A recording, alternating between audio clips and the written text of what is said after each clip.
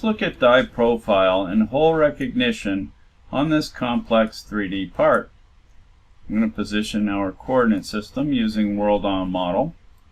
We'll select the bottom, lower left, and we'll write the length and width to the stock settings for 3D preview.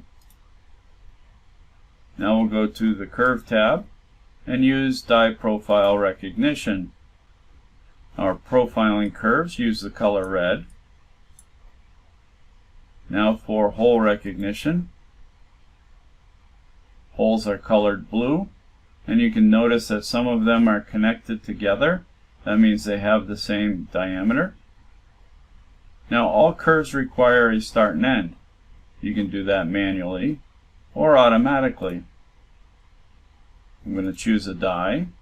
We'll machine in a counterclockwise direction, and our start and end distance will be 0.4.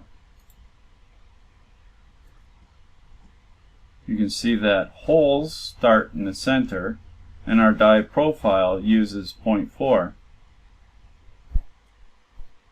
Now we'll move on to machining and create a new die.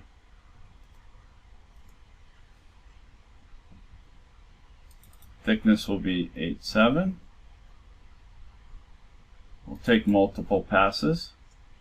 Go to the technology table, and here you can see you can set the feed rate, the water, comp register, and comp value.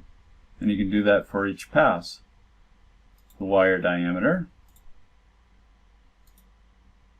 Now it's asking me to select the curves that are going to be included in that work step. I'm going to put a window around our part, and we'll verify. Then a 3D preview.